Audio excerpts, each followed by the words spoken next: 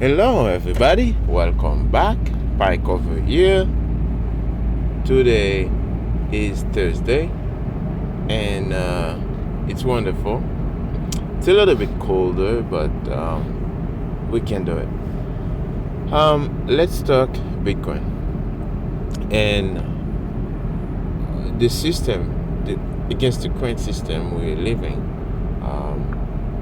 and how basically the system we're living in has so much inefficiencies and waste. So when I used to be more of a socialist one time. Okay, I thought, okay, maybe government should get the money, and it's okay to give money to people, because like they said, if you when you're young, if you're not a socialist, you don't have a heart, right? But when you get older, if you're not a capitalist, if you're not more of a freedom money, you don't have a brain, because basically you don't understand. You still don't understand what's going on. So this is a problem here. And even when I was thinking about the situation on getting some people, right, giving some people money, I always wonder, right, even though in the back of my head, I always wondering where's the money coming from, right? Because the government, the money, where is the money coming from? This was my biggest challenge. I couldn't understand where the money coming from, and I thought the government was a big source, where it has a big source of money, and they only have access to the key, and they can just print it, and out of from somewhere, I thought they work or something. And when I started to really digging in and understand that the government never work, right? And that really scares me, because if they can only put money to give away to whatever they want to. So it's scary, because now they can't stay in power forever. Right? They can have like two parties, two parties politics, and then they pretend to be fighting against each other, but they can be the same in the background. So it's weird. It's weird. So I just wanted to look at this and talk about this more, because when you look at the inefficiency in the system, like a cop, right? Why a police need a pickup truck, right? Like, why? I mean, they don't need a pickup truck, right? And you have your kids. You send your kids to a bunch of I would say criminals, because they said they are teaching your kids, but they basically indoctrinated them, right? It's all indoctrination of the kids. Right? They have an agenda, right, of what the kids have to learn step by step by step, and the kid cannot think for himself or herself. She have to always be submissive to what they want, right? The assignment, the homework, all those orders, right?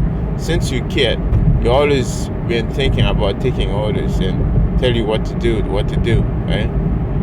So when you grow up and they say, hey, stay in your house, stay home in your bed for this amount of time, and you kind of feel like, oh yeah, you have to do it. And this is why I don't listen to the news anymore. I used to listen to news when I'm going to work, and I stopped doing that. Instead of consuming, I become producing, right?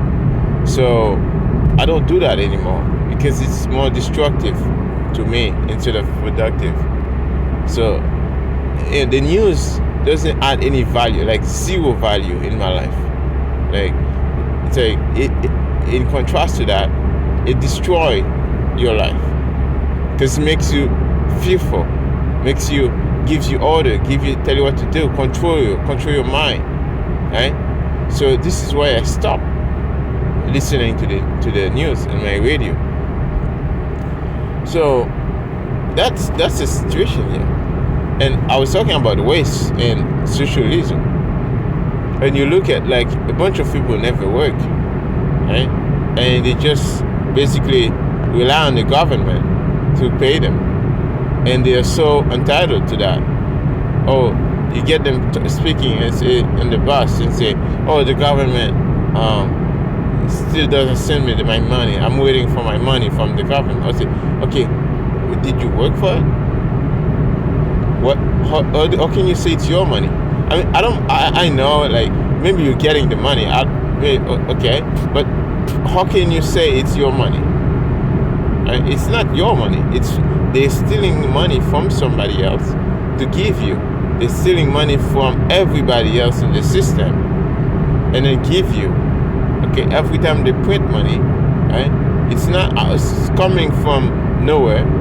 Right? It's coming from the money everybody else is using.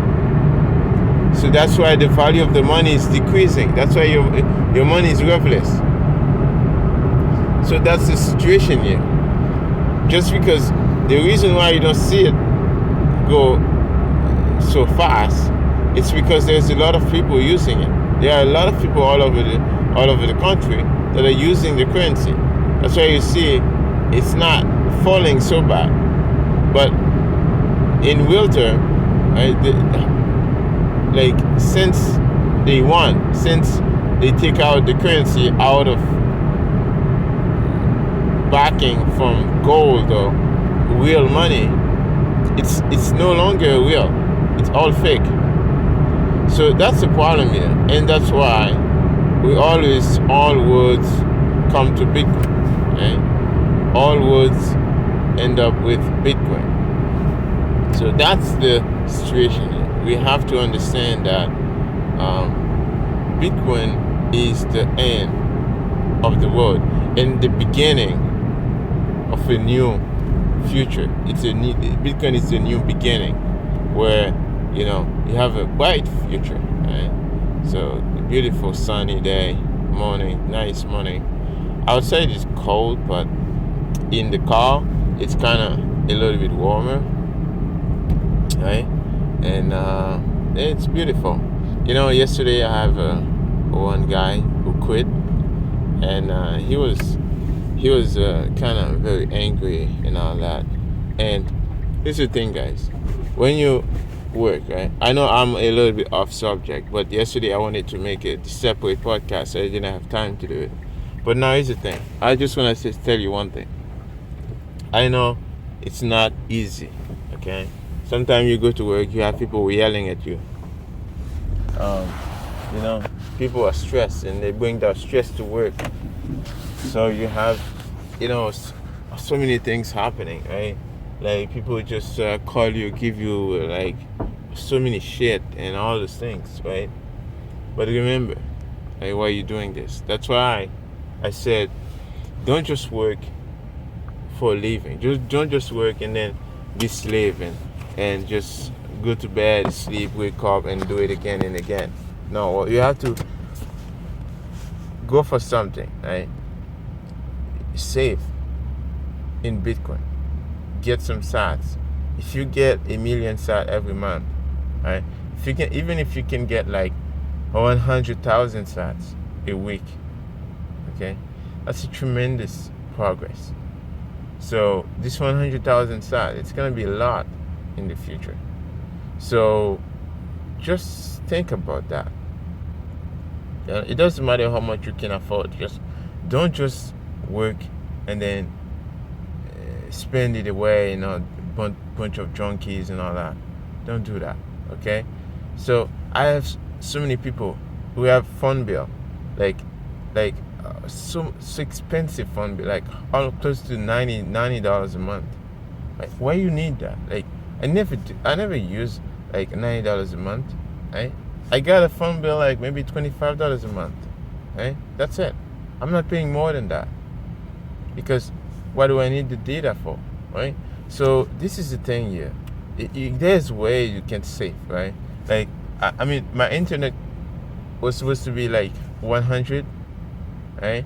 But I call him. I say I need a better deal, and I get another company. They drop it 50% off, right? So these are the strategy. It's not about the money you make. It's about how much you save, how much you keep for yourself. Okay. So, anyways, guys, I hope this helped you some way. And yes, I'll see you again, guys. This was Pike Over, Toxic Talk, and support the channel, support the podcast.